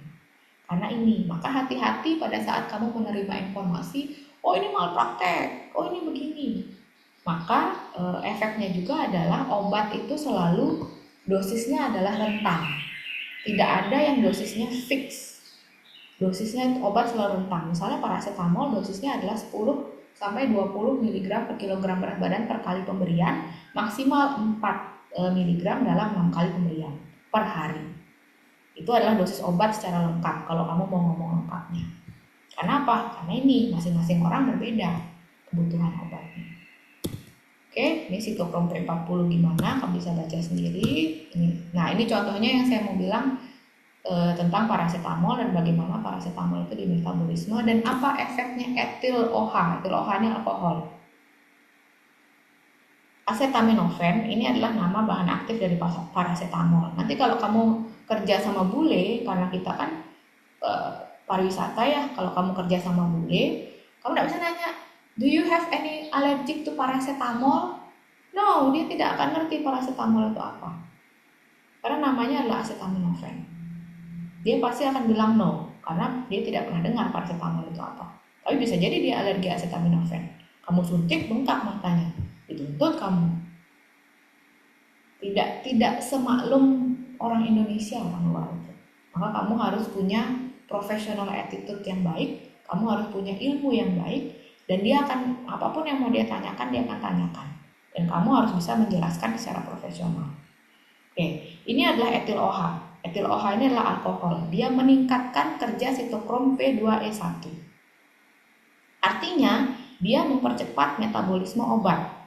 Makanya pasien-pasien nanti di rumah sakit kamu tanya, Bapak minum alkohol sering enggak? Bukan untuk menghakimi dia, tapi untuk menentukan apakah pasien ini menjadi fast metabolizer karena alkohol ini. Kalau dia menjadi fast metabolizer karena alkohol, kamu hati-hati memberikan prodrug. Kamu hati-hati kamu harus menyesuaikan dosis. Sekali lagi, nanti akan kamu kerjakan di rumah sakit. Hal-hal seperti ini. Yang inti ilmunya adalah dari sini. Vinyl klorida adalah plastik. Kenapa orang lagi membicarakan mikroplastik di sini, mikroplastik di sana? Why? Karena setelah dia di metabolisme, dia bisa menjadi metabolit yang lebih aktif, yang bisa berikatan dengan DNA. Covalent binding ini artinya binding yang sangat erat, yang stabil, yang susah dilepaskan, dan dia cell damage. Makanya dia bisa jadi berat. Aflatoksin B1, kenapa kacang kamu harus taruh di kulkas? Karena aflatoksin B1, kamu bisa baca sendiri. Oke? Yang terakhir, You Nice to Know adalah pusat pengaturan lapar kenyang. Ini kamu bisa baca sendiri. Saya copy dari tesis saya kemarin, sehingga seperti ini gambarnya. Intinya adalah kalau kamu kalau kamu menyuruh gudang si saluran cerna itu anggap sebagai pabrik produksi, and then ada gudangnya, and then ada truk untuk menyalurkan, and then ada konsumennya. Maka dari mana, siapa yang menyuruh, siapa manajemennya, siapa atasannya? Ini pengaturan keseimbangan energi di otak. Tepatnya adalah di nukleus arcuatus di hipotalamus. Pentingnya apa? Hal ini bisa terganggu pada orang-orang yang obesitas. Pasienmu nanti akan sangat banyak obesitas. Obesitas sudah mengalahkan pasien infeksi sekarang. Kamu silahkan baca ini, dan gambarnya saya rasa sudah cukup, sudah sangat menjelaskan. You have to be able to understand dengan kata-kata seperti ini. Oke, ini kalau kamu penasaran apa yang terjadi di dalam nukleus ini, gimana caranya dia menyuruh kamu lapar dan gimana caranya menyuruh kamu kenyang. Kenapa kamu bisa bilang saya lapar? Kenapa kamu bisa bilang saya kenyang? Itu dari sini aturannya, dari otakmu. Dan saya mau menekankan sesuatu yang unik adalah otak, si sensor yang ada di sini ini tidak bisa mengetahui dia sensor atau yang dia baca itu adalah konsentrasi gizi di dalam pembuluh darah. Ini kan lewat darah, yang dia sensor adalah konsentrasi gizi per masing-masing gizi. Karbohidrat berbeda, protein berbeda, lemak berbeda. Tapi respon terhadap kekurangan salah satu gizi itu sama, lapar. Maka kalau kamu hanya makan misalnya mie pakai nasi, itu kan hanya karbohidrat saja. Masuk ke nukleus aquatus, dia akan muncul, akan menyala alarmnya sebagai proteinnya kurang nih. Tapi dia turun ke suruhan, muncul di dalam dirimu adalah kamu masih lapar, atau 2-3 jam lagi kamu sudah lapar banget lagi, tidak bertahan lama kenyangmu itu. Kalau kamu tidak bisa memproses informasinya, tidak bisa berpikir kritis, maka kamu akan makan lagi, terserah. Makan karbohidrat lagi, lah sejam lagi lapar lagi. Tapi karbohidratnya sudah menumpuk, kamu jadi obes. Tapi tetap kamu kekurangan protein. Karena kamu tidak mampu mengolah informasi, oh yang kurang ini adalah protein. Dari mana kamu tahu? Kamu lihat piringmu itu, apa yang kurang di sana? Kenapa kamu bentar lagi masih lapar? Tadi saya cuma makan mie sama nasi. Ya nih saya belum makan, ada makan daging sama sayur. Udah saya makan itu aja. Apakah kamu harus selalu perlu karbohidrat di tiap piringmu? Tidak. Apakah selalu perlu banyak karbohidrat? Tidak. Tapi apakah selalu perlu? Ya. Maaf, saya perbaiki pernyataan tadi. Jadi seperti itu. Itu ada pusat lapar kenyangnya dan itu ada di otak. Ini yang lagi dibicarakan. Ini kenapa tesis saya memuat ini. Karena ini yang sedang hit item di dunia kedokteran sekarang. Yang diatur di sini karena kita lagi penting untuk mencari obat obesitas. Obesitas sekarang makin banyak. Oke, baik, saya rasa itu aja. Finally selesai. Ini bibliographical reference yang saya gunakan untuk jurnal untuk kuliah saat ini. Seperti inilah kita harus belajar sebenarnya. Kalau kamu PowerPointmu itu gunanya untuk belajar, maka dia harus memuat poin-poin informasi. Kalau kamu menggunakan PowerPointmu itu untuk pensi atau pentas seni, maka dia harus freely. Boleh freely atau tidak boleh, tapi jangan sampai mengkaburkan hal yang penting. Kalau kamu perhatikan di sini, kosong kan? Tidak ada gambar bunga, tidak ada gambar apapun, karena saya mau audiens saya berkonsentrasi pada ini. Kalau dia informasinya agak kurang penting, menurut saya seperti judul atau seperti biblioteca reference yang memang saya mau menarik perhatiannya orang itu, maka saya taruh freely sedikit. Tapi tetap tidak mempengaruhi ininya. Bahkan kalau kamu nanti di sekolah lanjut bertemu dengan prof, warna pun dia bisa terganggu. Ini aja saya sudah ditegur waktu itu sama prof. Warna oranye terlalu keras.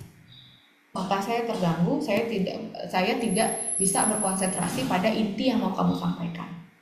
Tapi kalau saya mau presentasi di puskesmas, ya bisa begini. Dan dengan informasi yang lebih sedikit. Itu artinya kamu PowerPoint tailored to your need and tailored to your audience. Baik, seperti itu. Share saya stop. Silakan bila ada yang bertanya.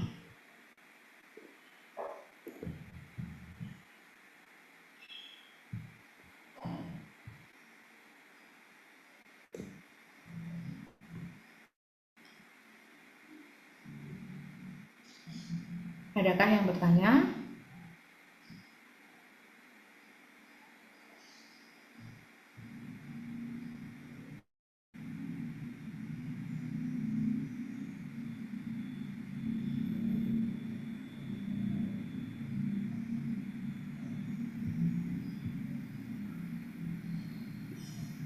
Oke, kalau tidak ada, Saya izin bertanya, dokter. ya, silahkan. Baik, perkenalkan sebelumnya nama saya Dewa Ayu Arianti Kanggreni dengan akhiran yang 017. Mungkin di sini saya sedikit tertarik dengan uh, asam urat yang menumpuk akibat kelebihan protein tadi yang dokter jelaskan, yang merupakan salah satu istilahnya uh, mutasi dari gen yang ada di dalam tubuh kita seperti itu ya. Mungkin di sini saya merasa penasaran juga. Itu yang membuat saya penasaran terhadap eh, cara kerja dari obat asam urat itu sendiri, dokter. Apakah obat asam urat ini akan memecah asam urat tersebut dan membuangnya dari tubuh sebagai suatu pembuangan atau malah memecah asam urat yang tertumpuk di dalam tubuh yang seharusnya bisa kita dokter jelaskan tadi bisa kita daur ulang kembali, digunakan kembali, apakah seperti itu atau hanya dibuang saja seperti itu dokter dari tubuh? Sekian Oke, pertanyaan saya, terima kasih dokter. oke, makasih. Obat asam urat itu dia hanya membuang.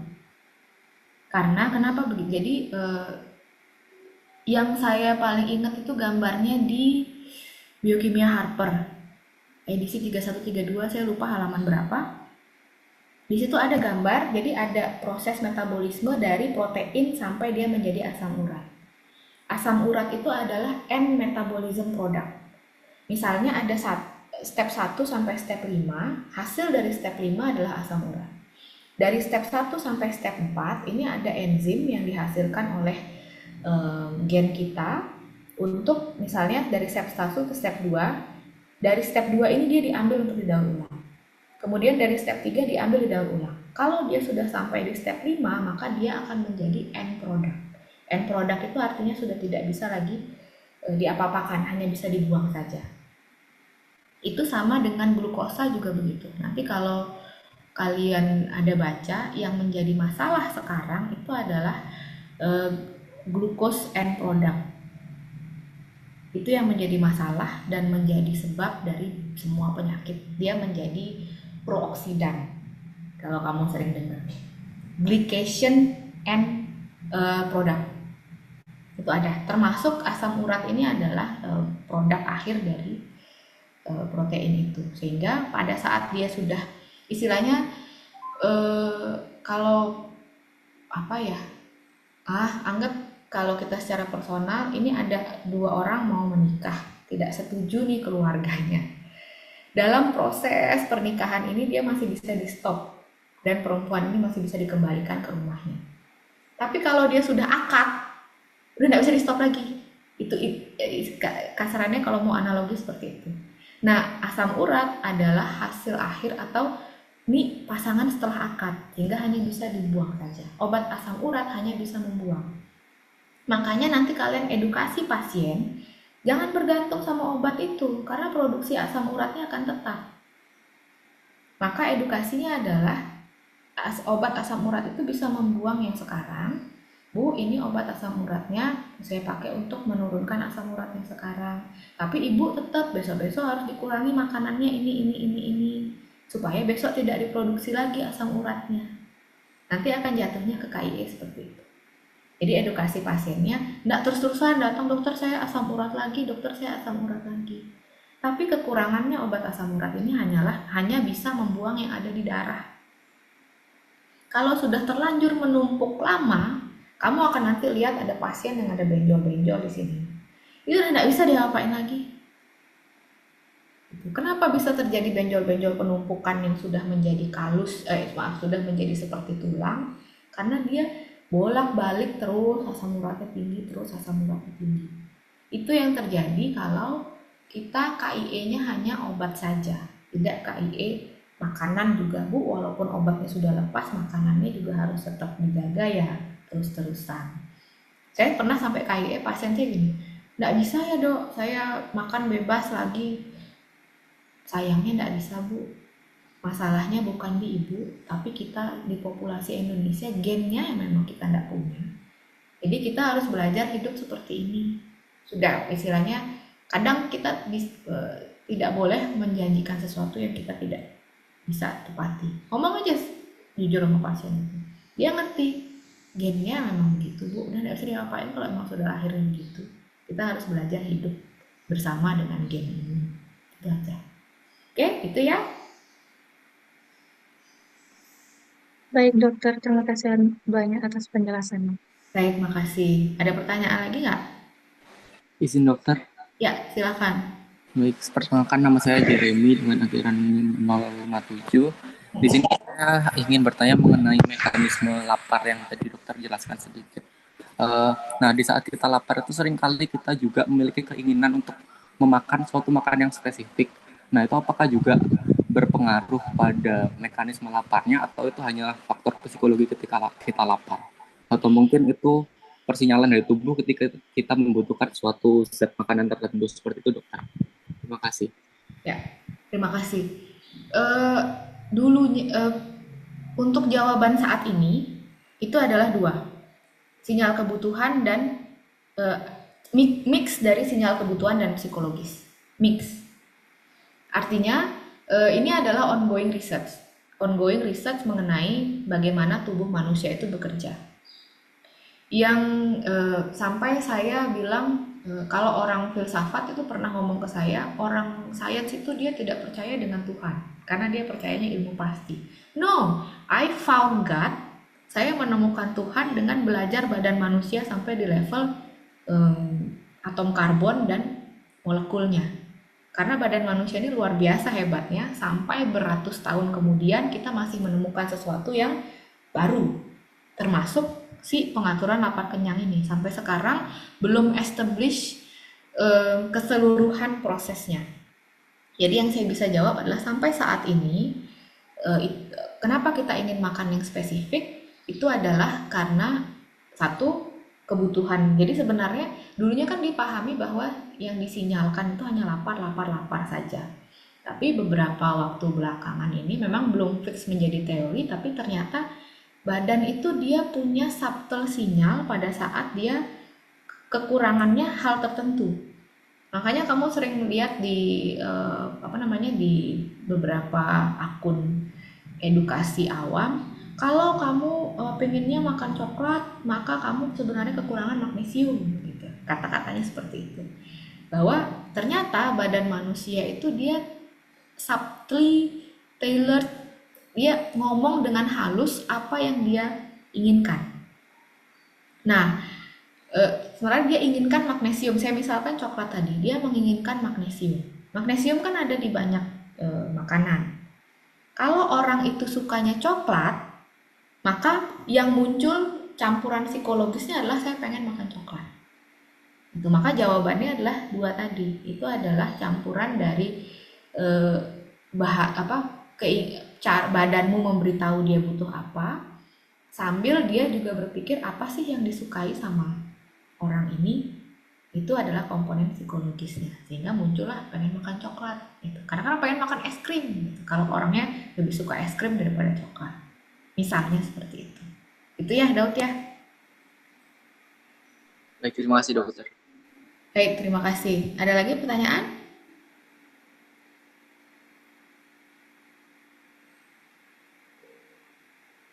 Cukup? Oke, saya cukupkan sampai di sini. Kalau begitu, kuliahnya sudah lebih 10-12 menit. Terima kasih banyak untuk perhatiannya. Saya sangat menghargai dan I hope ilmu ini bisa menjadi pintu pembuka untuk rasa penasaran dan pemahamanmu terhadap badan manusia yang ternyata bisa disambungkan kemana-mana seperti novel itu. And I hope selain dari mengembangkan ilmu, I hope karakter profesionalnya juga bisa dikembangkan melalui kita saat ini. Sehingga saya harap kamu bisa sukses lebih dari batas pulaumu. Kita bisa sukses bersama menjadi bagian dari kedokteran dunia. Terima kasih. Saya tutup sampai di sini dan saya izin leave. Selamat siang.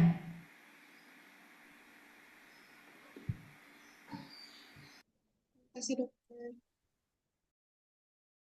Oke dokter.